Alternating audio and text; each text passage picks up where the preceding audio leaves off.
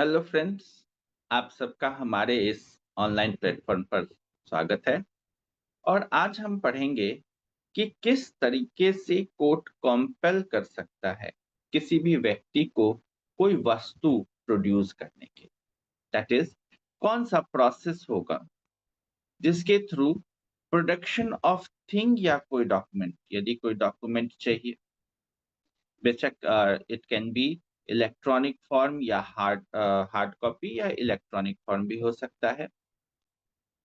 तो उसको या कोई थिंग को यदि कोई वस्तु को प्रोड्यूस करवाना है तो उसके लिए कौन सा प्रोसेस कोर्ट कैसे करेगी।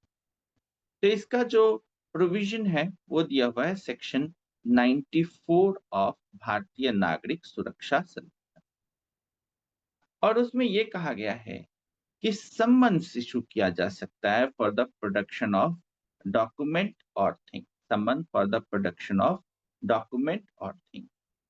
और ये पावर किस किस को दिया गया है? तो ये पावर कोर्ट को भी दिया गया है, कोई भी कोर्ट कर सकती है। और साथ ही साथ ऑफिसर इंचार्ज पुलिस स्टेशन को भी दिया गया है। ऑफिसर इंचार्ज पुलिस स्टेशन भी ये कर सकता है। तो क्या हर एक टाइप के लिए डॉक्यूमेंट के लिए ये कर सकते हैं या कुछ रेस्ट्रिक्शंस भी हैं? तो इस पे कुछ रेस्ट्रिक्शंस हैं। बेसिकली एक रेस्ट्रिक्शंस इस पे ये है कि यदि वो किसी ऐसे लेटर से रिलेटेड हो या कोई पार्सल से रिलेटेड है या किसी पोस्ट कार्ड से रिलेटेड है जो पोस्टल अथॉरिटी के पास है। तो इसमें, इस सिचुएशन में ऑफिसर इंचार्ज पुलिस स्टेशन और judicial magistrate second class, judicial magistrate first class सम्मन प्रोड्यूस नहीं कर सकते। तो कौन समन प्रोड्यूस कर सकते हैं? Summon to produce document. तो इस सिचुएशन में district magistrate, CJM, court of session and high court are empowered. और ये प्रोविजन दिया हुआ है सेक्शन 95 में। क्या इसके अलावा कोई और भी रेस्ट्रिक्शंस हैं? तो हाँ, इसके अलावा एक और रेस्ट्रिक्शन है, और वो रेस्ट्रिक्शन है कि अंडर सेक्शन 129 ऑफ भारतीय साक्ष्य अधिनियम, कि यदि कोई ऐसा डॉक्यूमेंट है जो कि अनपब्लिश्ड है और वो रिलेट करता है अफेयर्स ऑफ स्टेट्स, और उस समय हेड ऑफ द डिपार्टमेंट को ये प्रिविलेज दिया गया है कि इसको चाहे तो वो प्रिविलेज्ड कम्युनिकेशन रख सकता है।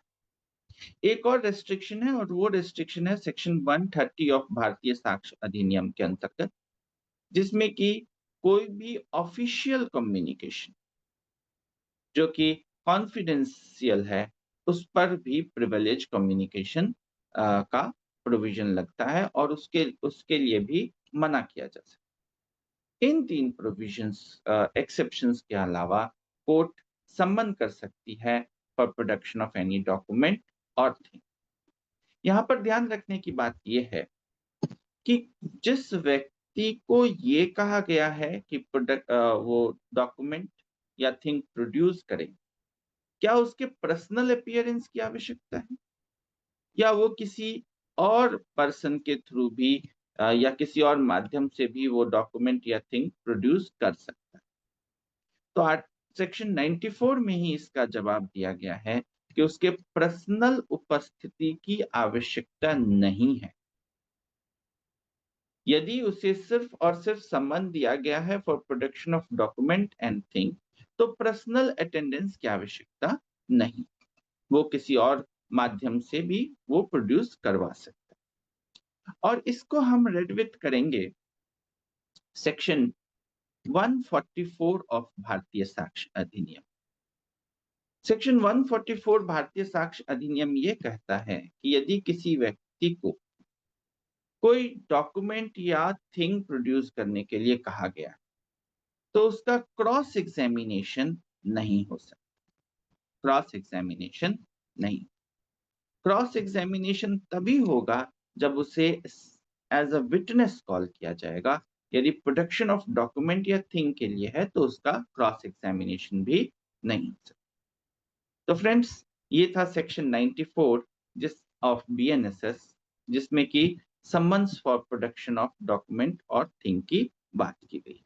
Thank you friends.